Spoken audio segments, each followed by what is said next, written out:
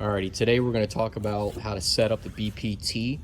This is going to be the shimming procedure for the AM50. This also works with a few other machines as listed in the title. We recommend setting this up off the machine. It does make the installation a lot easier, especially with the shimming procedure. What you have is, we have this sitting upright on the box itself, just on the floor sitting here. As you can tell, it does clear. It doesn't actually hit the floor. You're going to have a main large shim here. You're going to remove that with the pin out of the main bracket assembly. So what we're going to go ahead and do is we're going to hand fit the shimming. Now keep in mind the orientation of the bracket.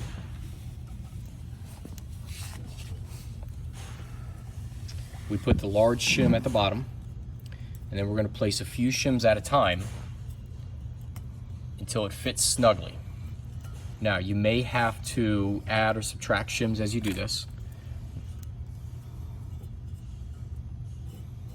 And do be careful when you're placing them in there, as you can easily cut your fingers if you apply too much pressure. As you can tell, what he's doing is he's using his fingers to line it up in the hole.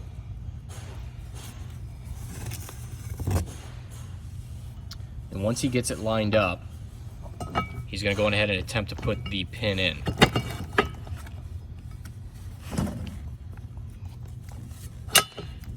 Okay. Line up the lock. There it is. There is a threaded hole in here that locks the pin in.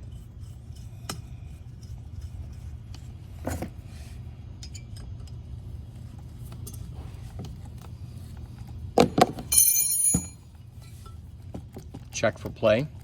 It is completely normal to have a very small amount of play, but it should be as snug fit as you can. At this point, this arm is actually ready to be installed on the machine.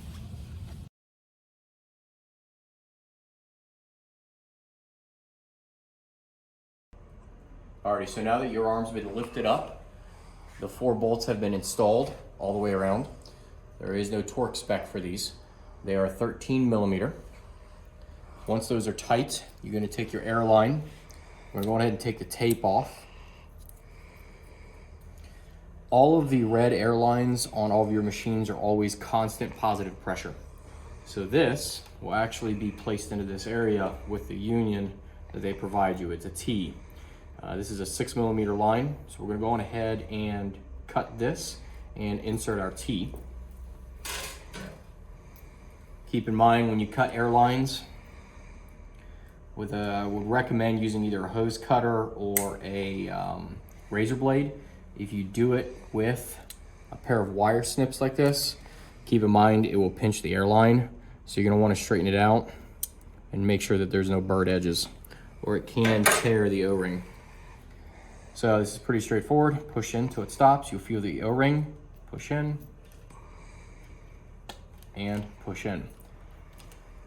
So at this point, the airline is now ran. I would suggest that you extend the arm out. Make sure there is no pinches or anything in the airline. Okay, looks good. So next, we're going to go on ahead and install the plate. You notice this arm is fairly free floating. So what we're going to do is, there's a plate that comes with the machine. This one here. It takes 2 10 millimeter bolts with nuts. There are also 2 washers. We're going to go ahead and install this. We went ahead and mounted the bracket here. You notice this area does cover the control box. You have your notch.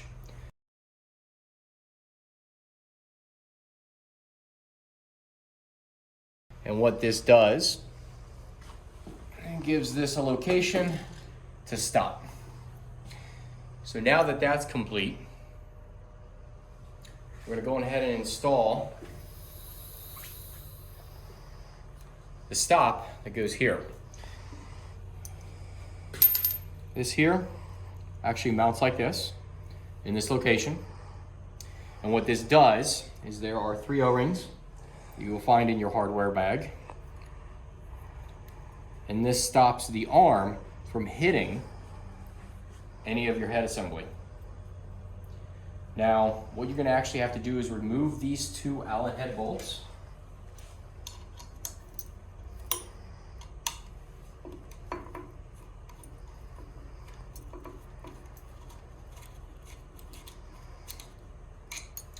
You're not going to reuse these. There are longer ones that come in the bag, 2 of them. And that's what we're going to use for reinstallation. Keep in mind there's a little plate here.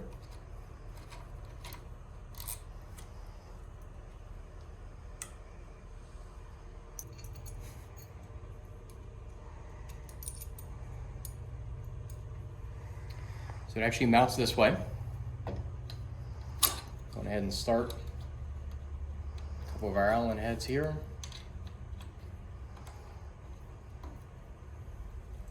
Take our other one. Just flip this plate back up. Line it up, start it. And when you do this, if you notice there's a lot of space here, I typically rest it on the back, make sure this is resting, and then tighten these up. And if you notice, it gives a very slight gap on the back. We're just gonna snug these up. We're gonna go ahead and bring our arm around to make sure our O-rings are in the correct location. If you noticed, they're a little bit low. So we're just gonna go ahead and raise them here. Just like that, so it hits there. If it ever does come around.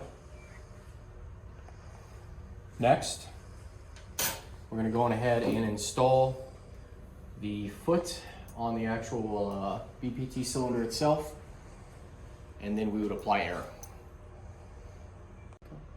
Alrighty, so the last part of this is installing the foot. Just remove the quick pin. We typically install these on the second hole. Make sure you show the customer the adjustment on this. Just like that. I would double check after you apply air that the orientation is correct on the valve and nothing gets pinched again. And at that point, your BPT is now installed.